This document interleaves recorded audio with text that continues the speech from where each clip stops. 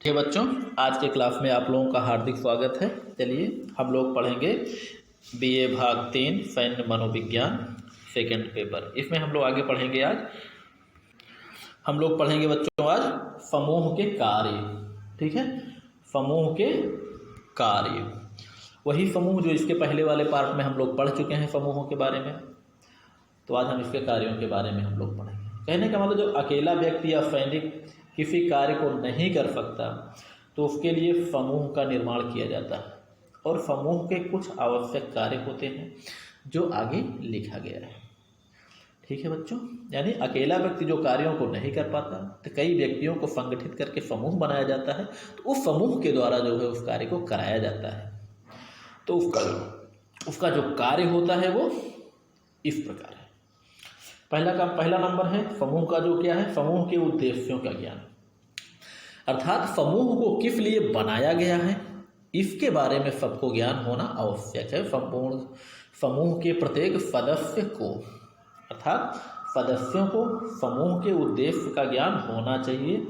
जैसे सैनिकों के लिए क्या है, सैनिकों का क्या उद्देश्य होता है बच्चों, जो सैनिकों को भर्ती किया जाता है तो उन सैनिकों का या सैनिकों के समूह का उद्देश्य क्या होता है, राष्ट्र की सुरक्षा करना।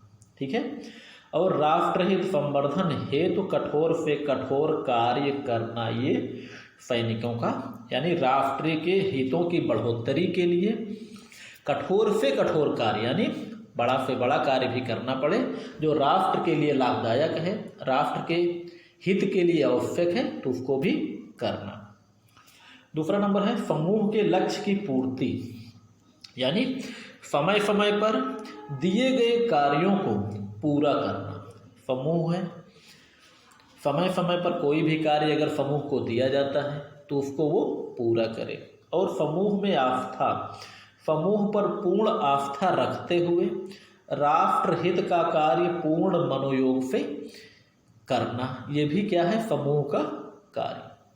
और क्या है चौथे नंबर पर, समूह में एकत्व भाव, यानी सदस्यों के बीच एकता की भावना, यानी दोनों के बीच में कभी विवाद न पैदा हो, दोनों के अंदर कभी जलन ईर्ष्या द्वेष न हो, और एकजुटता की भावना पैदा हो, तभी वो एक साथ किसी कार्य को रहकर अच्छे ढंग से वो कर सकते हैं।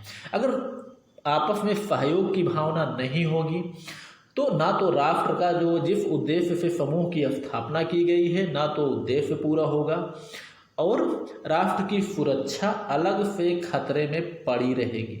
ठीक है बच्चों, चलिए, और मिलीजुली शक्ति जो है ये अधिक ताकतवर होती है, और जो एकता की भावना होती है राष्ट्रों के बीच में, समूह के व्यक्तियों के बीच में या समूह के सदस्यों के बीच में, तो उससे मनोबल में वृद्धि होती है। क्योंकि जो सहयोग की भावना होगी एक दूसरे के बीच में तो कार्य तेजी से होगा, और जब कार्य जितना तेज होगा और राष्ट्र का जो कार्य जितने अच्छे ढंग से होगा उतना समूह के कार्यों का मनोबल ऊंचा रहेगा। ठीक है बच्चों, चलिए आगे बढ़ते हैं। पारस्परिक सहयोग, ये अत्यंत महत्वपूर्ण कार्य है, अर्थात सदस्यों के बीच में सहयोग की भावना होनी चाहिए।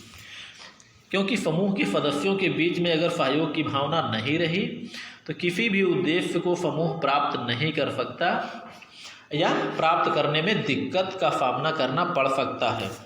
कहने का मतलब सुख एवं दुख में एक परिवार की भावना का आभास होना चाहिए कि समूह के व्यक्तियों के बीच में एक लगे कि हाँ ये हमारा समूह जो है एक हमारा परिवार है। ठीक, और बीमार एवं घायल सदस्य का पूर्ण ध्यान रखना आवश्यक है, अर्थात समूह के व्यक्ति जो हो आपस में ही एक दूसरे की मदद के लिए हर समय तैयार रहे, एक दूसरे को एक परिवार माने, अर्थात समूह जो है एक परिवार का रूप धारण करे, और जैसा परिवार का उद्देश्य होता है उसी तरह समूह के उद्देश्यों को एक साथ सहयोग की भावना से मिलजुल कर उसको पूर्ण करें।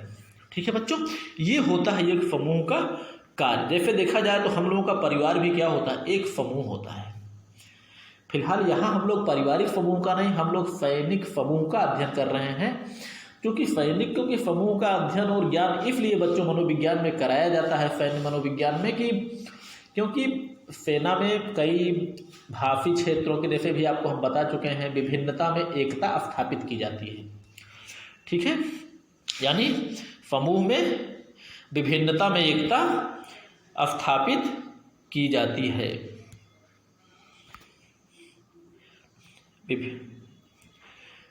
ठीक है बच्चों, चलिए अब ये जो है आपका समाप्त हुआ। अब इसमें हम ज़्यादा बड़ा नहीं बनाएंगे ताकि नेतृत्व वाला अगला पार्ट अलग से हो जाए, ज़्यादा अच्छा रहेगा। तो इसमें कहने का मतलब यही है बच्चों कि समूह जो होता है एक पारिवारिक भावना, यानी हम लोगों का परिवार भी एक समूह जैसा होता है, और सैनिकों में जो कार्य की भावना हो, विभिन्नता में एकता पैदा की जाती है। और विभिन्नता में एकता का मतलब कई क्षेत्रों के, अलग अलग क्षेत्रों के, अलग अलग भाषाओं के, अलग अलग जातियों के, अलग अलग धर्मों के लोग मिलकर एक कार्य को एक परिवार की भांति रहकर अपने उद्देश्यों को अंजाम देते हैं। यही समूह का प्रमुख कार्य होता है।